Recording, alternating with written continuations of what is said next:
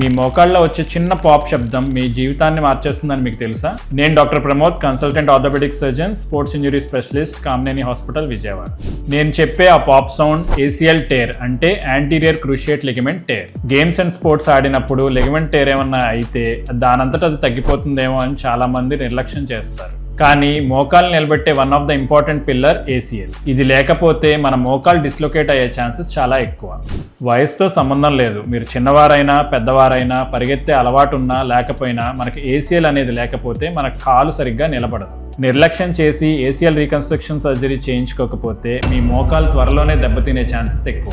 అంటే వృద్ధుల్లో కనిపించే మోకాలు నొప్పులు మీ చిన్న వయసులోనే స్టార్ట్ అవుతాయి. ఏసీఎల్ టేర్ అయినప్పుడు ఎంత త్వరగా వీలైతే అంత త్వరగా ఏసీఎల్ రీకన్స్ట్రక్షన్ సర్జరీ చేయించుకోవాలి. ఈ వీడియో మీకు నచ్చినట్టయితే మీ ఫ్రెండ్స్లో ఎవరైనా కబడ్డీ, ఫుట్బాల్, వాలీబాల్ లాంటి గేమ్స్ ఆడే వాళ్ళకి షేర్ చేయండి.